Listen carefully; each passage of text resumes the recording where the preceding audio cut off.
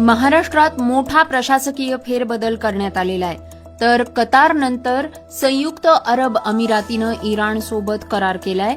मुंबईतील पाणी टँकर ऑपरेटर्सनी संप मागे घेतलाय. गुजरातपर्यंत पाईपलाईनद्वारे आता थेट समुद्रातून गॅसचा पुरवठा होणार आहे. तर 30 जून पासून कागदी नोटा बंद होणार का? फिफा विश्वचषक 2026च्या तिकिटांच्या किमती ऐकून तुम्ही थक्क व्हाल. अजय देवगनच्या धमाल 4चा ट्रेलर कधी प्रदर्शित होणार आहे? या बातम्या आपण आजच्या पॉडकास्टमध्ये ऐकणार आहोत. नमस्कार. पॉडकास्टची पहिली बातमी महाराष्ट्रातल्या प्रशासकीय बदलाची. महाराष्ट्राची प्रशासकीय यंत्रणा अधिक कार्यक्षम आणि प्रभावी बनवण्यासाठी राज्य मंत्रिमंडळानं एक मोठा निर्णय घेतलाय. मुख्यमंत्री देवेंद्र फडणवीस यांच्या अध्यक्षतेखाली झालेल्या बैठकीत एकूण 10 शासकीय विभागांच्या निर्मितीला तसंच शिक्षण आणि औद्योगिक विकासाशी संबंधित अनेक महत्वाच्या विधेयकांना मंजुरी देण्यात आलेली आहे. कार्यक्षमता सुधारण्यासाठी आणि निर्णय प्रक्रियेला गती देण्यासाठी विभागांची संख्या 33 वरनं 43 पर्यंत वाढवण्यात आलेली आहे. तर हा निर्णय 13 मंत्रालयीन विभागांच्या पुनर्रचनेशी संबंधित आहे, ज्या अंतर्गत आता सध्या एकाच विभागाअंतर्गत कार्यरत असलेले उपविभाग हे स्वतंत्र विभागांमध्ये रूपांतरित केले जातील. मात्र राज्य सरकारनं असं स्पष्ट केलंय की या पुनर्रचनेअंतर्गत कोणतीही नवीन पदं निर्माण केली जाणार नाहीत. त्याऐवजी विभागांना अधिक प्रभावीपणे काम करता यावं आणि जलद निर्णय घेता यावेत यासाठी कार्य आणि जबाबदाऱ्यांचं पुनर्वितरण केलं जाईल. पॉडकास्टची दुसरी बातमी संयुक्त अरब अमिरातीची. कतारच्या पाठोपाठ संयुक्त अरब अमिरातीनं इराणसोबत एक करार केलाय. हा दावा इस्रायली माध्यमांनी केलाय. या करारानुसार संयुक्त अरब अमिरातीनं तेहरानला $3 अब्ज पाठवले. त्या बदल्यात इराण युद्धादरम्यान संयुक्त अरब अमिरातीवर हल्ला करणार नाही. इराणनं हा करार नाकारलाय. इराणच्या परराष्ट्र मंत्रालयाच्या प्रवक्त्यांनुसार तेहरानला या कराराअंतर्गत कोणताही निधी मिळालेला नाही. काही दिवसांपूर्वी संयुक्त अरब अमिरातीतून $3 अब्ज किमतीची मालमत्ता विमानानं तेहरानला पाठवण्यात आली. या खेपेमध्ये असलेल्या पैशांची आणि वस्तूंची नेमकी रक्कम उघड करण्यात आलेली नाहीये. राजनैतिक प्रयत्नांना चालना देण्यासाठी हा निधी पाठवण्यात आला होता. काही दिवसांपूर्वी संयुक्त अरब अमिरातीतून $3 अब्ज किमतीची मालमत्ता विमानानं तेहरानला पाठवण्यात आली. या खेपमध्ये असलेल्या पैशांची आणि वस्तूंची नेमकी रक्कम उघड करण्यात आलेली नाही. राजनैतिक प्रयत्नांना चालना देण्यासाठी हा निधी पाठवण्यात आला होता. पॉडकास्टची तिसरी बातमी मुंबईकरांसाठी. मुंबईकरांसाठी एक आनंदाची बातमी आहे. पाणी टँकर चालकांचा अनिश्चित काळासाठीचा संप आता संपला आहे आणि त्यामुळे शहरातील गंभीर पाणी टंचाई आणि अत्यावश्यक सेवांवरला धोका टळलाय.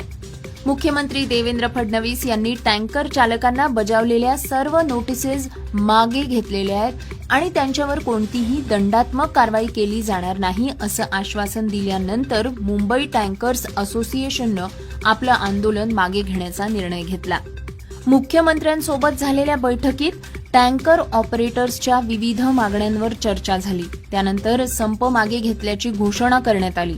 मुंबई टँकर्स असोसिएशनचे खजिनदार अमोल मांधारे यांनी सांगितलं की सरकारने त्यांच्या प्रमुख मागण्या मान्य करून सकारात्मक भूमिका घेतली आहे. जिल्हाधिकारी कार्यालय आणि बृहन्मुंबई महानगरपालिका पुढील 4 दिवसात या संदर्भात लेखी आदेश जारी करतील अशी अपेक्षा आहे.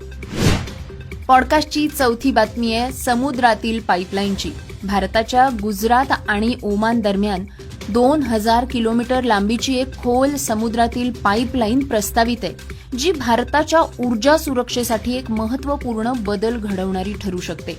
अंदाजे $5 अब्ज खर्च असलेल्या या महत्वाकांक्षी प्रकल्पाअंतर्गत ओमानमधल्या रास अल जाफन पासून तर गुजरातमधील मुंद्रा बंदरापर्यंत अरबी समुद्राखालून गॅस पाईपलाईन टाकली जाणार आहे. ही गॅस पाईपलाईन समुद्र सपाटीपासून 3,400 मीटर खोलीवरून जाणार आहे. त्यामुळे ती जगातल्या सर्वात आव्हानात्मक खोल समुद्रातील पाईपलाईन्सपैकी एक ठरते. ही पाईपलाईन भारताला दररोज 31 दशलक्ष मेट्रिक स्टँडर्ड क्युबिक मीटर नैसर्गिक वायूचा पुरवठा करेल. पॉडकास्टची 5वी बातमी कागदी नोटांवर बंदीची. गेल्या काही दिवसांपासून आरबीआय बद्दल विविध बातम्या सोशल मीडियावर फिरतायत. यापैकी एक बातमी अशी आहे की आरबीआय लवकरच भारतात कागदी नोटांवर बंदी घालून त्यांच्या जागी प्लॅस्टिकच्या नोटा आणणार आहे. त्यामुळे वापरकर्त्यांमध्ये मोठा संभ्रम निर्माण झालेला आहे. मात्र ही पोस्ट व्हायरल झाल्यानंतर आता सरकारनं यावर प्रतिक्रिया दिली आहे. हा व्हिडिओ सरकार मान्य पीआयबीच्या अधिकृत ट्विटर खात्यांवरून शेअर करण्यात आलाय. एजन्सीनं हा व्हिडिओ पूर्णपणे खोटं असल्याचं जाहीर केलंय. पॉडकास्टची 6वी बातमी आहे क्रीडा क्षेत्रातनं फिफा विश्वचषकाची. 2026 फिफा विश्वचषक अवघ्या काही तासात सुरू होत आहे. यावेळी उत्तर अमेरिकन खंडाला याचं यजमानपद भूषवण्याची संधी मिळाली आहे.